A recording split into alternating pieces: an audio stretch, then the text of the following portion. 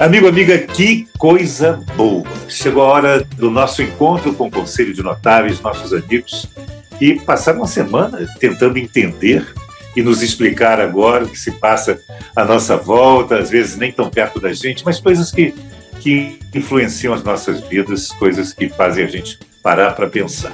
Conosco, como sempre, esse timaço aí, o Lula Vieira, publicitário, o também publicitário Elísio Pires, Clóvis Bulcão, professor Clóvis Bulcão, o designer Marcelo Pereira, o economista Manuel Tedim, o consultor Paulo Fraga, time completo, time batendo bola aqui com você no nosso Se Liga. E eu começo pelo Lula Vieira para saber o que impactou, o que chamou a atenção dele. Se ligou em que na semana que passou, Lula? Eu liguei em duas coisas. A principal foi com a realidade dos acontecimentos na Amazônia, que estão sendo desvendados atualmente, e a situação periclitante que está aquela região em relação à segurança, tráfico de drogas, à destruição. Realmente, o Amazonas está parecendo para o Brasil o que ela realmente está, é uma ameaça a um patrimônio mundial, e nosso também deveria ser mais bem cuidado. E nesse bojo, o desaparecimento do Bruno e do Dom Phillips, que realmente mobilizou o país todo, menos o Bolsonaro, e me mobilizou a mim também, porque são duas pessoas de um passado, de uma história muito bacana, que estão terminando de uma forma trágica e muito constrangedora para nós todos como gente. É isso. Foi a minha semana. Eu não me lembro nada pior do que isso, a não ser o material de comunicação da nossa Simone Tebet, que realmente, eu vou dizer o seguinte, se é para continuar no amadorismo, não precisa ser candidata. Não condiz com a candidata o material último que apareceu aí para divulgá-la, realmente é muito fraco.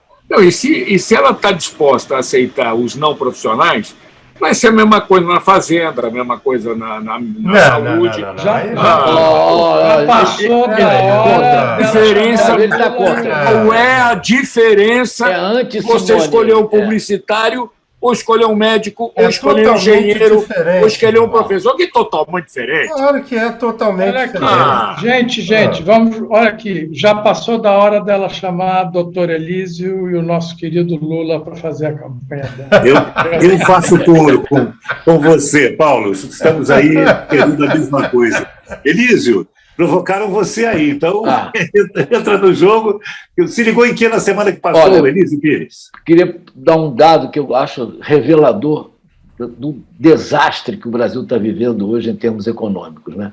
Que é a relação da cesta básica com o salário mínimo. Só para lembrar, em janeiro de 2019, quando o outro chegou aí, a cesta básica custava R$ 465,57. E o salário mínimo era de R$ 998. 998 para 466. Em maio, agora, a cesta básica ficou por R$ 1.226,12. E o salário mínimo, R$ 1.212. Ou seja, ficou faltando R$ 14,12 para complementar a cesta básica com o salário mínimo. Notícia mais preocupante do que essa é difícil. E dentro do preocupante, eu queria também lembrar uma frase do Paulo Guedes essa semana, que eu acho define bem esse governo também. Diz que privatizar a Eletrobras é como o filho sair de casa. Ótimo, né? Privatizar o filho sair de casa. É um poeta. Bota poeta nisso, né? E outra coisa também que é importante a gente registrar, né? O frio aqui está tão terrível que eu não sei se vocês viram uma foto feita na praia, em frente a Charitas, de um pinguim na praia. Olha, pinguim no Rio de Janeiro realmente é revelador do clima que nós estamos vivendo aqui agora. É isso. Eu já vi pinguim lá nas cagarras. Não, mas sempre... Às vezes acontece. Tem um todo ano acontece, Marcelo. Todo ano vem pinguim para cá. Esse pinguim estava com a camisa do Botafogo. O pico das Agulhas Negras fez a temperatura mais fria do ano foi em Agulhas Negras, foi -11. É mesmo? Porra. -11. Mas olha, por falar em frio, vamos ver se está frio por lá, né? Desde Buenos Aires, fala com a gente o professor Clóvis Bulcão. Professor, se ligou em que na semana que passou aí, daí direto de Buenos Aires? Eu vou começar com uma local. E que é bem interessante, porque no sábado, do sábado para domingo, a imprensa brasileira falou que o Papa talvez fosse pedir aposentadoria. Domingo de manhã, a televisão argentina falou: não tem essa não, ele está muito bem, ele está fazendo uma infiltração no joelho, em breve vai estar lépido e fagueiro. Eu achei interessante isso, né? Porque a informação que saiu é que o Papa vai visitar a mesma igreja onde o primeiro Papa que pediu aposentadoria lá, não sei quando, em algum momento no passado, trabalhou. E o Bento XVI foi nessa igreja antes de pedir aposentadoria. Isso aí é que animou o mercado da informação, né? Mas os argentinos correndo falam: não tem nada disso, não, ele está muito bem de saúde. Agora, a coisa que mais me deu frio, calafrio e arrepio, é essa história de usar o dinheiro da privatização da Eletrobras para bater preço de gasolina. Isso só pode sair da cabeça de gente que não tem moral, né? Essa notícia é uma coisa horrorosa, né? A gente lembra, nós aqui somos da geração do FHC, da privatização da telefonia, e tem aquela famosa frase, eu acho que é do Recupero, né? Nós estamos no limite da nossa responsabilidade, mas ficou um ganho, né, na privatização das teles, né? A gente passou a ter telefonia, né? Agora, privatizar e pegar o dinheiro para bater gasolina, isso é uma coisa que uma pessoa que tem um mínimo de compostura não pode aceitar, né? Eu acho isso horrível, detestável, né? Eu não entendo alguém bater palma para isso. Meu Deus. Vamos até chamar para a conversa Paulo Fraga, nosso consultor. Paulo, se ligou em que na semana que passou?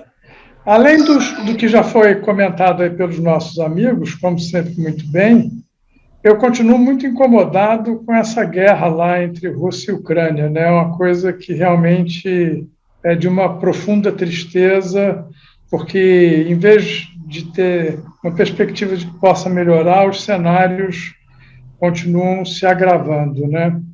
E o outro ponto, para adicionar o que está sendo comentado, é esse ambiente econômico, de maneira geral, e político muito confuso, complexo e difícil, entendeu? Então, essas coisas vão nos trazendo um nível de preocupação adicional ao que já foi comentado. Manuel Tedinho, você se ligou em que na semana que passou? Bom, eu concordo plenamente com essas críticas ao Paulo Guedes. É uma figura realmente perdida na economia, né? Eu tenho certeza que ele sabe alguma coisa de economia e, portanto, por isso, muito pior o que ele fala, né? Quer dizer, um doutor formado na Universidade de Chicago que chega publicamente e pede os supermercados para não remarcarem preços, realmente é o fim. Ele rasgou a biografia dele de uma maneira inacreditável. Quer dizer, esse cara é o fim da picada e virou tentando transformar a política econômica num instrumento de reeleição do chefe dele, o que não tem nada mais detestável e menos técnico e menos adequado para o ministro da Economia. Isso dito, preocupadíssimo com a inflação dos Estados Unidos e aqui e na Europa, não está baixando do jeito que deveria baixar, vai piorar esse quadro que o Elísio descreveu, da cesta básica com o valor do salário mínimo, que o salário mínimo aumenta uma vez por ano. Então, até maio do ano que vem, tem quase um ano. A previsão do mercado para a inflação está na casa dos 9%, é um pouquinho menos. Ou seja, vai ficar 9% pior, viu, Elisa? 8%, sei lá, 7,5% que seja. Então, isso é absolutamente preocupante. A única... enfim, isso não chega nem a ser uma vantagem, que não era bom que fosse assim.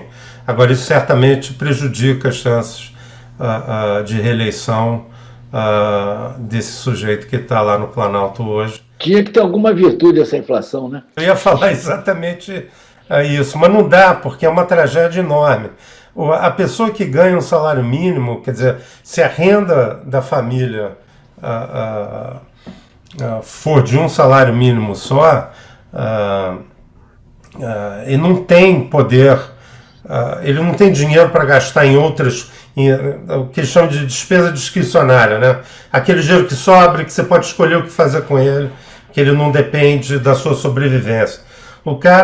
As pessoas que ganham um salário mínimo só, não tem a possibilidade de, sei lá, não ir ao restaurante para comprar mais, para o dinheiro sobrar para o supermercado e para o ônibus. Então, não tem nada mais doloroso para os estratos mais pobres do que inflação alta.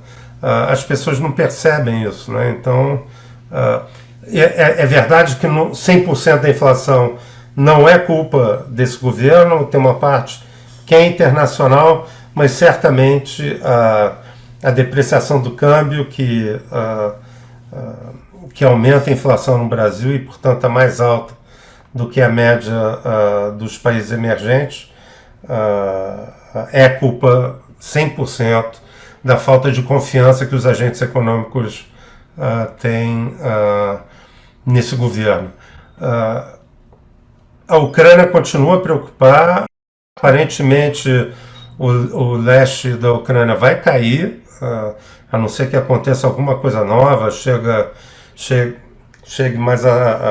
chegarem mais armamentos tecnológicos e de maior poder de fogo, o fim dessa batalha do leste está próximo, o que é uma coisa terrível. E tem a história da falta, é interessante, né, porque no Brasil, os conservadores brasileiros, os reacionários brasileiros têm no centro da sua preocupação a soberania da Amazônia. A Amazônia é brasileira, a ONU não tem que dar palpite, a França não tem que falar nada, isso é o território é nosso, os outros que fiquem quietos, saem da Amazônia. Só que o Brasil não tem controle da Amazônia, ficou claro, absolutamente claro, nesse evento da morte, da provável morte do Domi e do Breno, que a coisa vai... o Brasil não tem controle nenhum do território.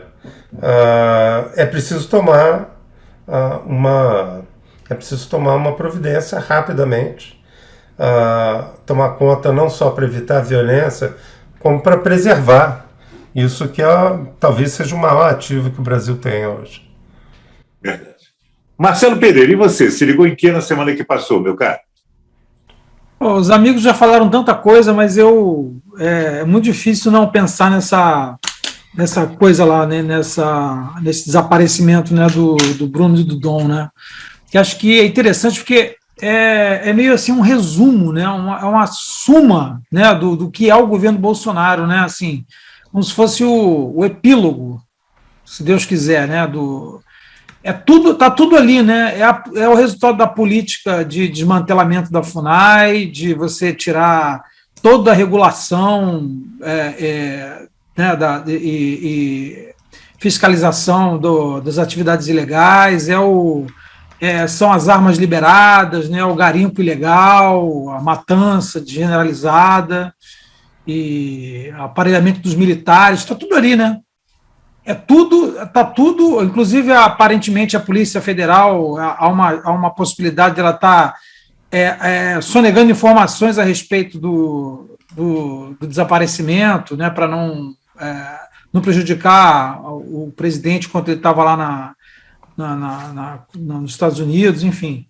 E o que o Manuel acabou de falar, né, essa oposição que eles querem criar entre a preservação da Amazônia, o esforço internacional por preservar a Amazônia e a soberania, isso não existe, né? Porque você está sem os dois, né? Você não tem preservação, e não tem controle nenhum, né? É um faroeste absoluto, não tem, é uma coisa completamente entregue às milícias de lá, né? Que são esses caras, né? Ilegais. É uma tragédia, né? Esperamos que essa coisa tenha um desfecho a partir do ano que vem positivo, né? Uma pena. Não sei qual eu também, Marcelo. Eu não sei qual de vocês colocou no nosso espaço de conversa lá uma ilustração que é bem o que eu penso sobre a atuação das Forças Armadas, sempre, não é de agora, mas ela se atém a coisas muito pequenas diante da grandeza desse território e do que elas poderiam fazer, né?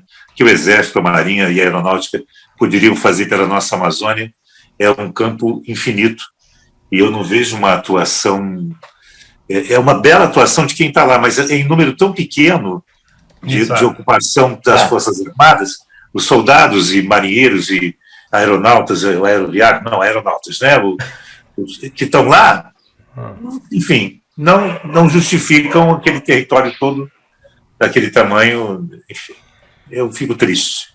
Barbosa, só para concordar com você, o Exército particularmente, eles conhecem bem aquilo e sabem trabalhar lá e são competentes. Isso. O problema é que não tem estratégia, não é prioridade.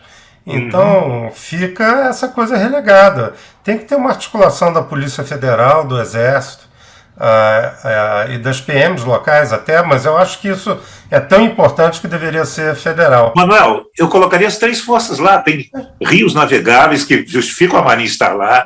Tem uma parte que só se faz pelo céu. Justifica helicóptero e aviões da aeronáutica. E o chão, como você disse, o Exército conhece aquele território como ninguém no planeta.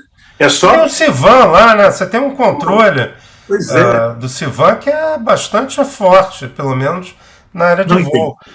Não tem por que ter voo clandestino para garimpo. E até eu não sei agora, mas o tempo que eu tive muito perto para fazer filmes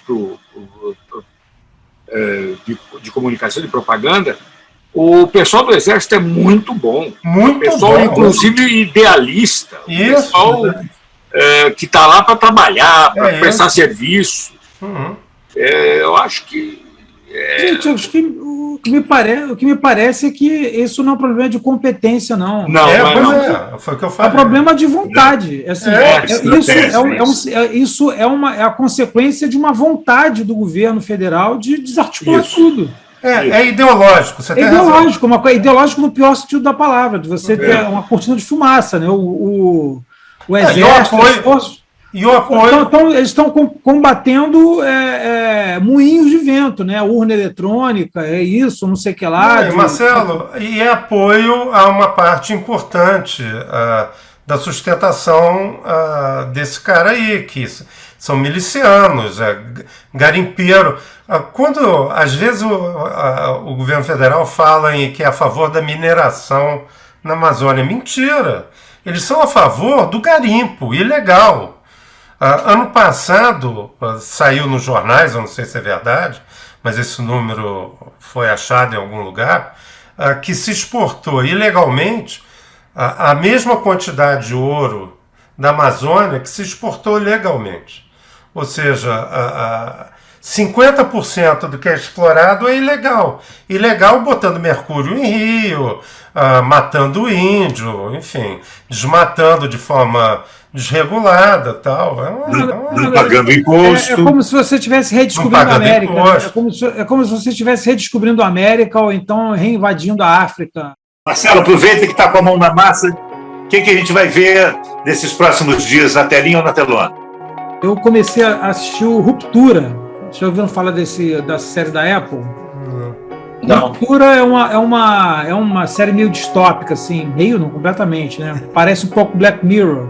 É um escritório onde funcionários tiveram a memória cortada, assim. Só tem a memória do que eles fazem no escritório e a memória do que eles fazem fora. Um encontra o outro. Eu comecei a ver isso agora. Agora, eu queria, na verdade, indicar um livro que eu estou lendo. É um Não sei se golpe. vocês conhecem esse livro aqui, ó, O Diálogo Possível, do Francisco Bosco.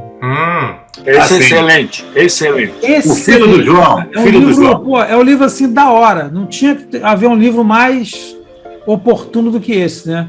Que é justamente a tentativa de se debruçar sobre esse terrível momento ideológico, político e de convívio, da polarização, né, completa, absoluta, onde ninguém ouve ninguém, e você baixar a bola um pouquinho, né, voltar a reconceituar as coisas e conversar e procurar um centro onde você possa, onde as diferenças possam ser conversadas, escutadas, e, né, é muito interessante o livro. Então ele vai de pensadores da esquerda, da direita, das pautas identitárias, né, e da incompreensão que um lado tem do outro, o que é o conservador, o que é muito interessante.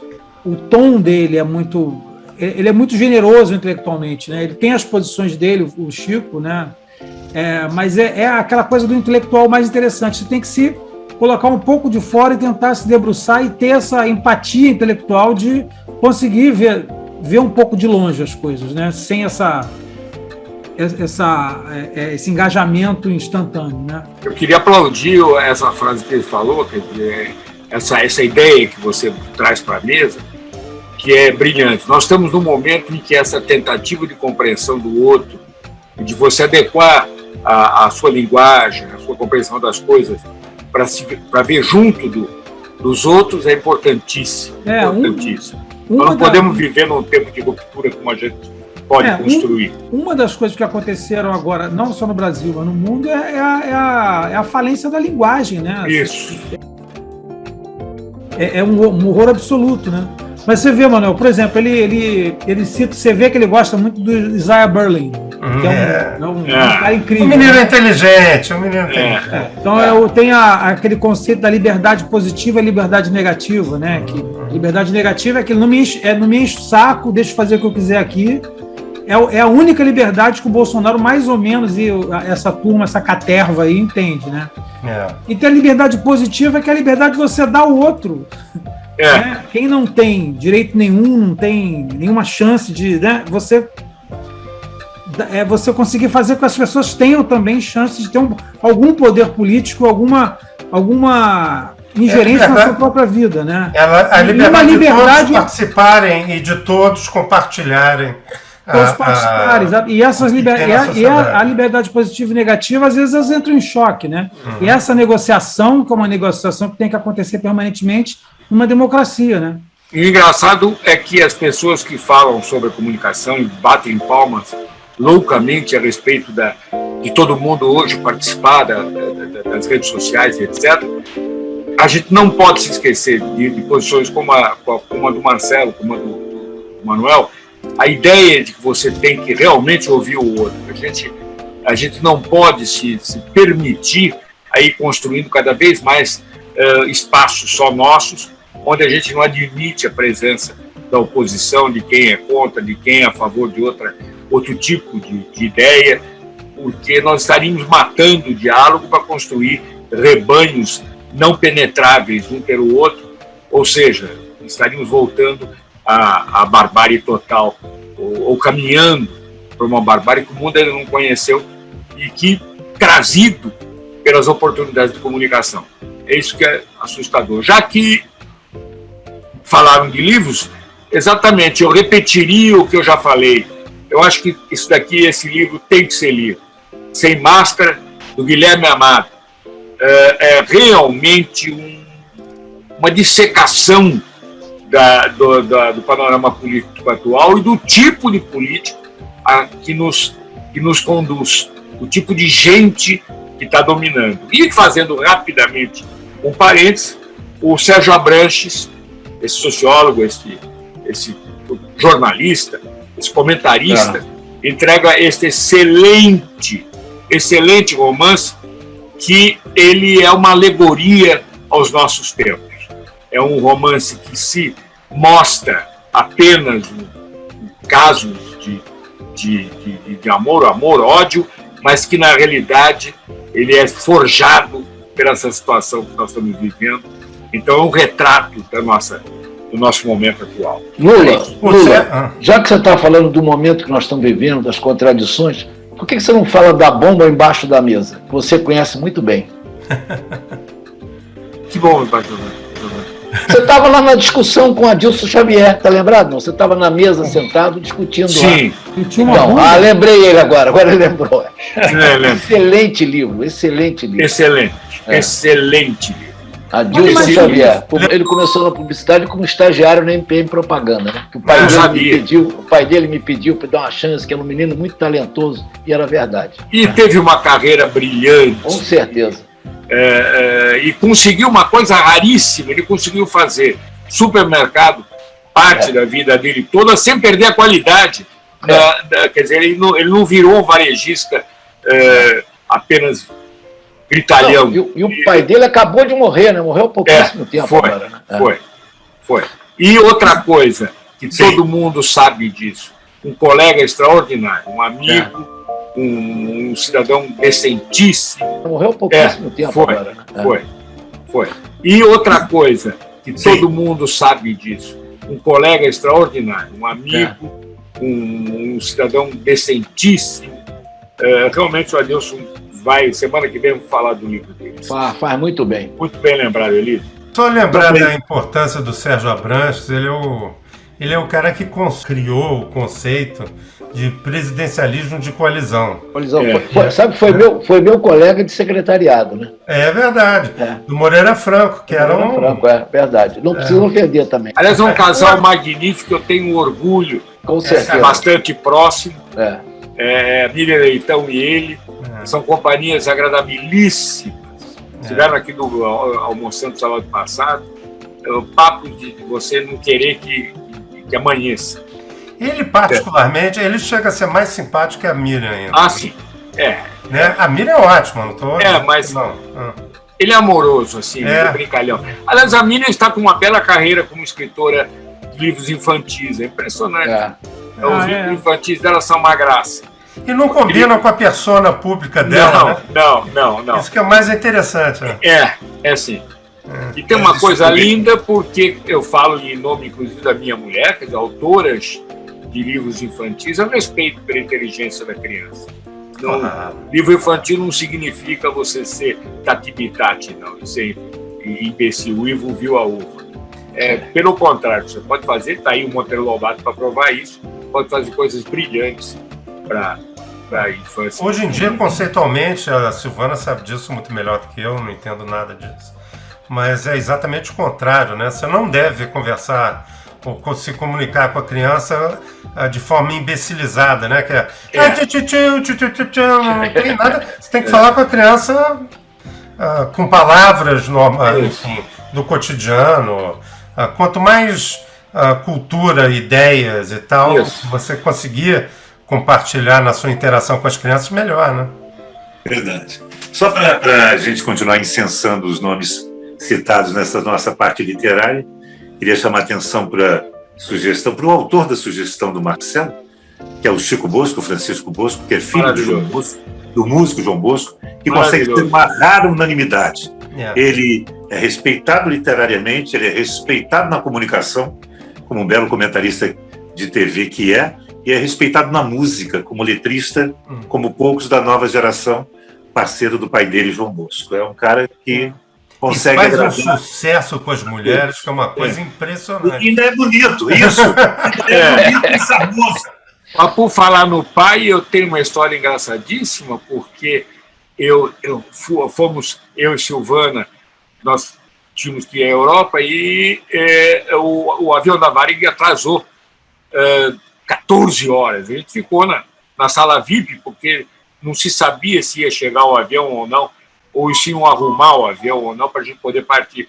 E eu tive a graça, a maravilha de ter João Bosco esperando também. Então chegou o momento que eu comecei a torcer para o avião não ser consertado. Quando Muito a moça bom. veio e disse, vocês podem embarcar, eu quase disse, Muito bom. Senhores, isso posto, vamos ao ponto. E cada um tem 1 minuto, hein? No máximo, para dar o seu recado agora no que vai se ligar na semana que chega. 1 minuto mais generoso para o Marcelo, não, para o Paulo Fraga e para o professor Bulcão, que ficaram muito calados nesse nosso bate-boca e boa conversa aí. Professor Bulcão, Clóvis Bulcão, se liga em que na semana que chega? Olha, vou repetir o nosso último encontro, né? Eu sigo preocupado com a questão dos combustíveis no país, né? A situação na Petrobras é cada vez mais estranha, né? Eles querem botar para fora o cara que eles acabaram de colocar. O preço dos combustíveis parece que está represado, de certa forma. Isso não vai acabar bem. Aqui na Argentina já está faltando, e aqui não tem congelamento, não é nada disso. Aqui já falta combustível, óleo diesel, em 19 províncias, 19 estados. Então, a gente que é mais velhinho, né, o efeito Orloff, né? Eu sou você amanhã. Eu sou você amanhã. Isso aí está em segundo plano por conta da viagem do Bolsonaro, por conta da morte dos rapazes na Amazônia. Mas isso é uma bomba prontinha para estourar. Paulo Fraga, e você? Se liga em que na semana que chega, meu amigo?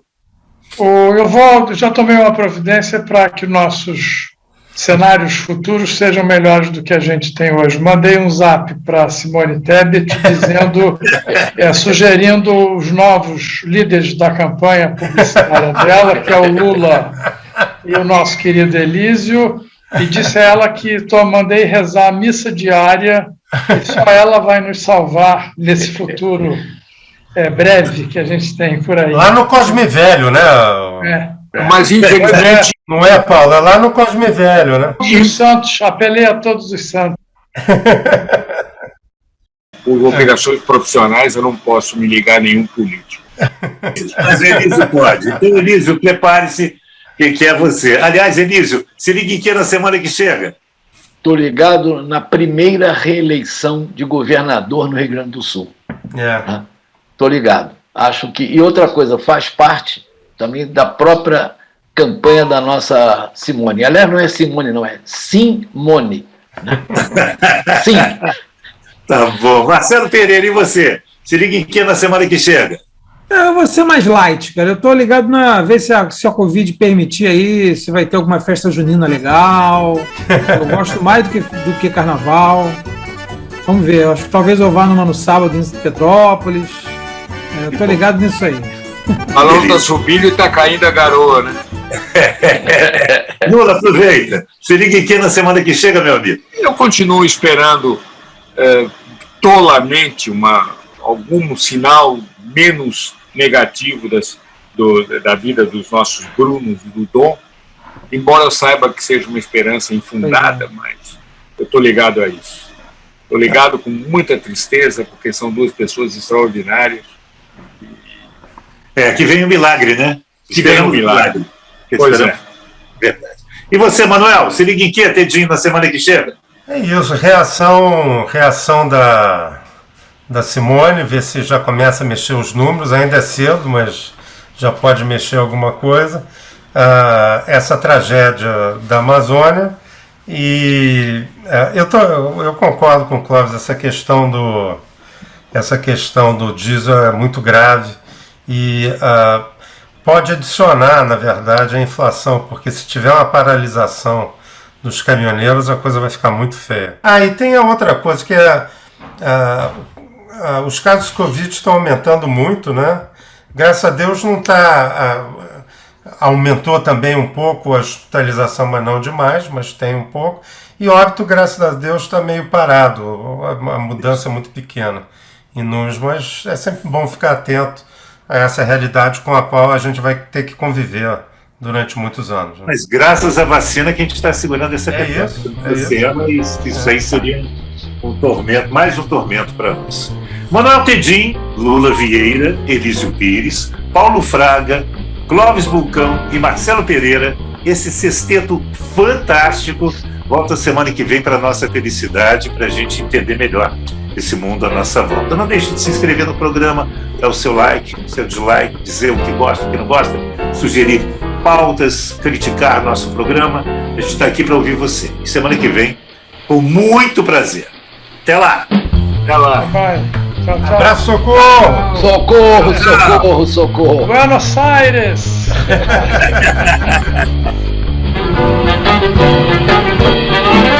Se liga!